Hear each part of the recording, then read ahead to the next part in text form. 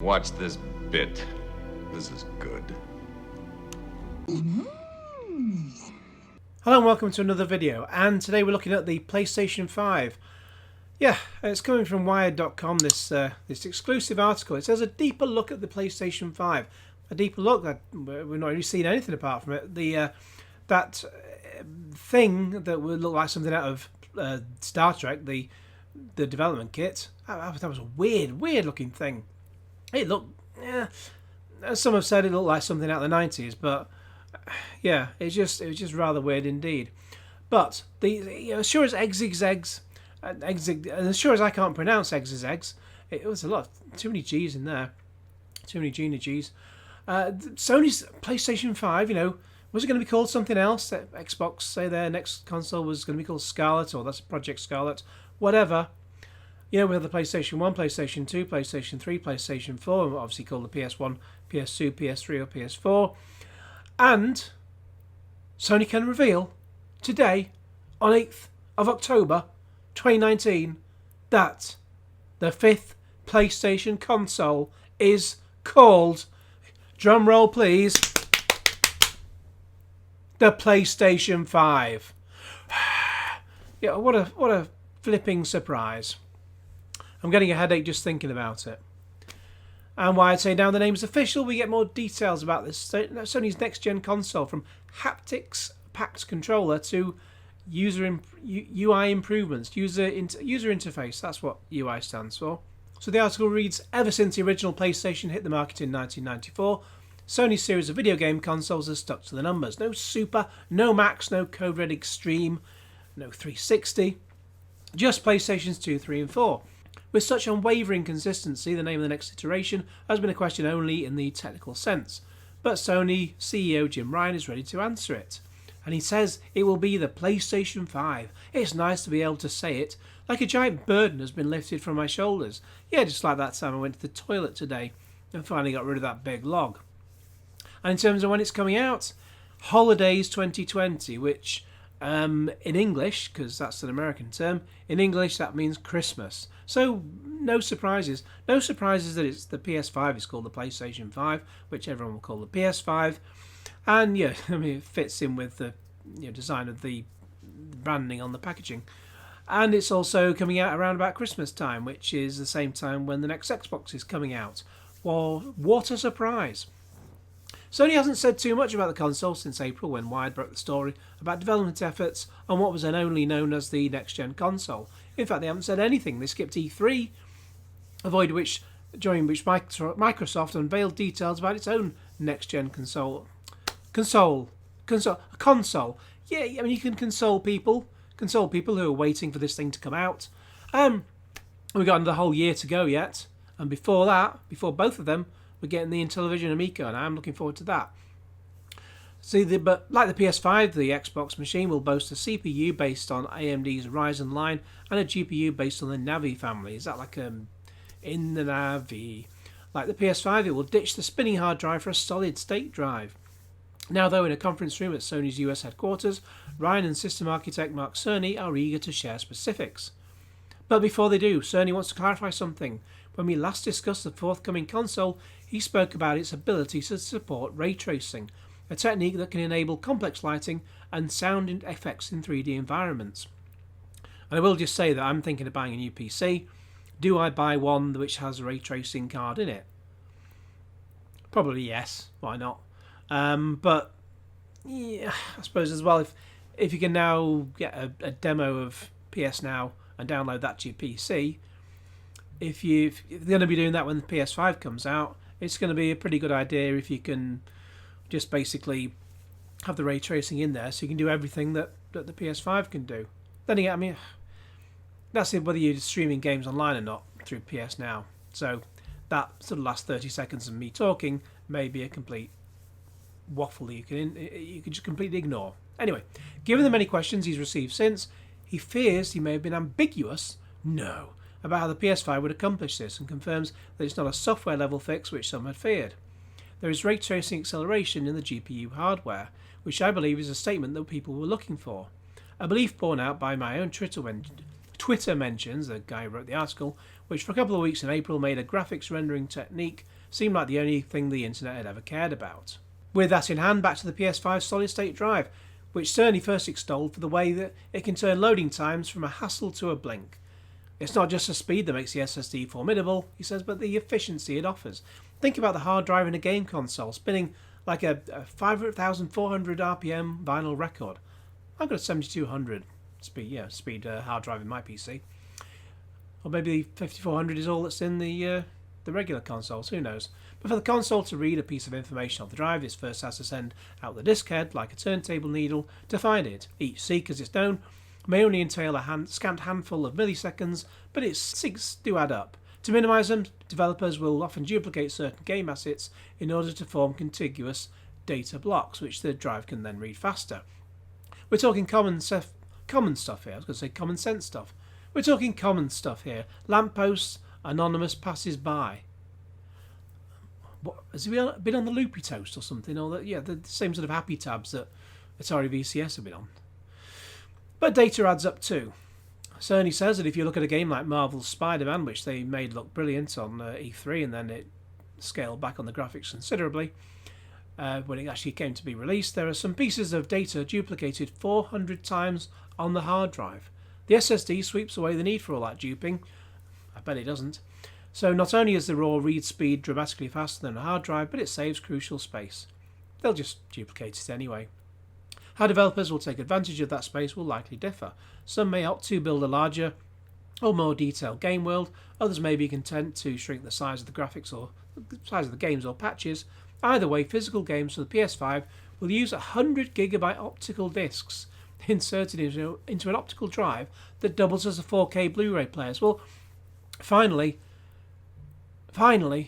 the Sony are doing what the Xbox did years ago in having a 4K player. Would be nice if they also did what Xbox did a while ago with the additional units and also play HD DVD drives, but that's not happening ever again, sadly. However, game installation, which is mandatory given the speed difference between the SSD and the optical drive, will be a bit different than in the PS4. This time around, aided in part by the simplified game data possible with the SSD, Sony is changing its approach to storage, making for a more configurable, say that after a few pints, installation and removal process. Rather than treating games like a big block of data, Sony says, we're allowing finer-grained access to the data. That can mean the ability to install just the game's multiplayer campaign, leaving the single-player campaign for another time, or just installing the whole thing and then deleting the single-player campaign once you've finished with it. Depends how big your hard drive is, I suppose. Regardless of what parts of the game you choose to install and play, you'll be able to stay abreast of it by a completely revamped user interface. The PS4's bare bones home screen at times feels frozen in amber. You can see what your friends have recently done or what game title they might have been playing at the moment, but without launching an individual title, there's no way to tell what single-player missions you could do or what multiplayer matches you can join, and the PS5 will change that. Well, quite frankly, I like as little stuff cluttering up the screen as possible. I don't care what other people have been playing. I really don't. It matters not to me whatsoever. Sort of, seeing what other people are up to, that's what Facebook is about, and you're trying to make your PlayStation like Facebook. It's not. Sony says that even though it will be fairly fast to boot games, we don't want the player to have to boot the game, see what's up, boot the game, see what's up. Is he on the funny tablets again? He must be. Multiplayer game servers will provide the console with a set of joinable activities in real time. Single-player games will provide information like what missions you could do and what rewards you might receive for completing them. And all of those choices will be visible in the UI. As a player, you just jump right into whatever you like. He says this like he says many other things, knowing he'll fend off any follow-up question that ventures beyond what he wants to talk about, like what does it actually look like, the UI, or how big will the SSD be, or even is that a microphone? And that's coming up. Which is exactly what I asked when Sony hands me a prototype of the next generation controller, an unlabelled, and there's no pictures of it on this article, an unlabelled, in fact there's no pictures of anything, presumably they couldn't show. An unlabelled matte black doohickey that looks like an awful lot like a PS4's DualShock 4. After all, there's a little hole on it, and a recently published patent points to Sony developing a voice-driven AI assistant for the PlayStation. But all I get from Sony is, we'll talk about it another time. We file patents on a regular basis, a spokesperson tells me later. And like many companies, some of those patents don't end up in our products.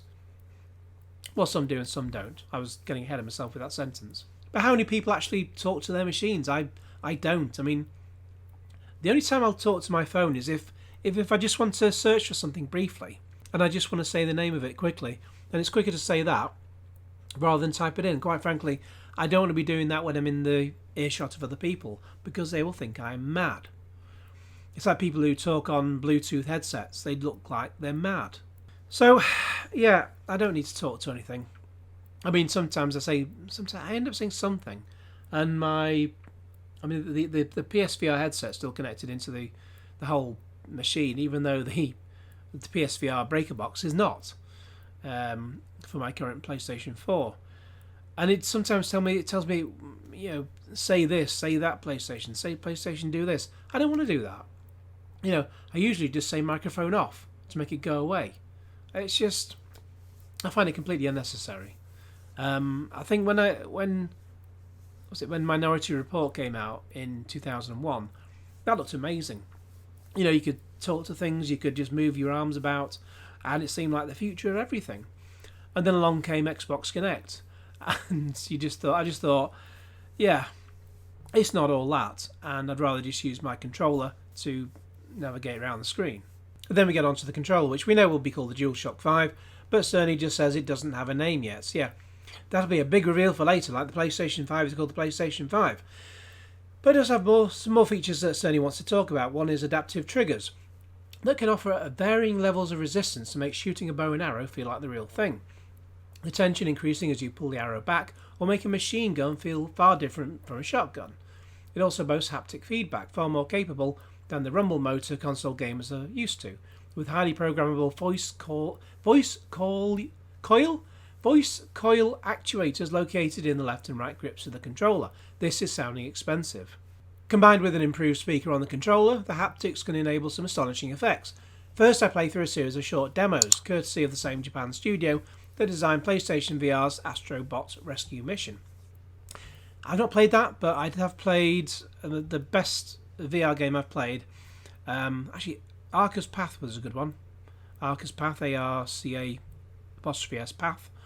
Moss, MOSS, that was another great game. Tempest, the Tempest VR, that's also brilliant. But in the most impressive, I ran a character through a platform level featuring a number of different surfaces, all of which gave distinct and surprisingly immersive tactile experiences. Sand felt slow and soggy, mud felt slow and soggy. On ice, a high-frequency response made the thumbsticks really feel like my character was gliding. Jumping into a pool, I got a sense of the resistance of water. An odd and wooden bridge, a bouncy sensation, a bit like Pamela Anderson's chest. Next, a version of Gran Turismo Sport that Sony had ported over to a PS5 dev kit. A dev kit that, on quick glance, looks like the one Gizmodo reported on before, which I covered earlier. Driving on the border between the track and the dirt, I could feel both surfaces. Doing the same thing on the same track using a DualShock 4 and a PS4, that sensation disappeared entirely. It wasn't that the old-style rumble feedback paled in comparison, it's just that there was no feedback at all. User tests found that the rumble feedback was too tiring to use continuously, so the release version of GT Sport simply didn't use it. That difference has been a long time coming. Product manager Toshi Aoki says that the controller team has been working on haptic feedback since the DualShock 4 was in development. They could even have included it in the PS4 Pro, the mid-cycle refresh, though doing so would have created a split experience for gamers, so the feature suite was held over for the next generation. There are some small improvements over the DualShock 4. The next-gen controller uses a USB Type-C connector, which you get a lot with your mobile phones nowadays. It also has a larger capacity battery. Now, that would be a big help, because the PS4 controllers don't last very long. It says the haptic motors make the new controller a bit heavier than the DualShock 4, but Aoki says it will still come in a bit lighter than the current Xbox controller, with batteries in it. Yeah, what we don't want in a controller, let's hope Xbox sort this out, is batteries. Well, you want to be able to charge it, obviously, but not batteries as in old-style batteries. You want like just lithium-ion batteries that you can just plug into a USB, charge it when you need to, not go racing around the house trying to find the bloody things. How game studios will use all the new features, from previously known ones like the SSD and ray tracing to newer ones like the controller and real-time UI, is still a matter of some speculation. I mean, look at the DualShock 4. He has a little sort of pad at the top that was meant to be used for lots of other different games and then never really was used. So, we shall see. While a number of studios already had their PS5 dev kits, the controller prototypes began rolling out much more recently, and no one is ready to name specific titles they're developing for the PS5. Marco Thrush, president of Blue Point Games, says we're working on a big one right now. I worked on a big one earlier, but you didn't see me boasting about it. I'll let you figure out the rest. And this is after he talks about remaking Shadow of the Colossus. So Shadow of the Colossus 2 then. That doesn't mean they're not exploring. Thrush says the SSC has me really excited. You don't need to do gameplay hacks anymore to artificially slow players down and lock them behind doors, anything like that. Back in the cartridge days, games used to load instantly, and we're kind of going back to what consoles used to be. So what is annoying with a lot of games is if you have like a seemingly open environment, but you can't go through a load of the doors because they're just not part of the game. It's just, you know, smoke and mirrors. So yeah, so maybe you'll be able to look in everything. We shall see. I could be really specific and talk about experimenting with ambient occlusion techniques or the examination of ray trace shadows, says Laura Meal, the Chief Studio Officer for EA. More generally, we're seeing the GPU being able to power machine learning for all sorts of really interesting advancements in the gameplay and other tools. Above all, Meal adds it's the speed of everything that will define the next crop of consoles. We're stepping into the generation of immediacy. In mobile games, we expect a game to download in moments and to be just a few taps from jumping in. Now we're able to tackle that in a big way. I just want to think we've got a whole new page to read through. We're pretty much at the end of the article. That sort of tackle gets a lot easier, Jim Ryan knows, when a burden has been lifted from your shoulders. So say hello to the PlayStation 5 officially. Maybe one of these days we'll all learn what the thing actually looks like. Well, at least, yeah, it'd be nice to see something. Before Christmas? That'd be nice. It'd be interesting to see who jumps first between Xbox and PlayStation. Who will show off their wares first? Well, I don't know. I want to know what it looks like, but I want to know more specifics of what the internals are like, because the details of both will be fully announced before before the consoles actually come out. So we'll know before they come out which is the better console. Will it be the PlayStation 5 or the next Xbox? Which do you think? Post a comment in the comments below and let me know what you think as to, are you excited for the PlayStation 5? What's a PlayStation 5? That's like a abbreviated, sort of not play, just a P. Or PlayStation, that sounds more like a toilet. Yeah, it's, maybe I've been on the happy tablets. Who knows? I've no idea. I've been reading this article for far too long, and quite frankly, I want to rest my voice. So anyway, post your comments in the comments box below. In the meantime, please like this video and share it with your friends, and subscribe if you haven't already, and click on the little bell to get all notifications, and cue Genesis.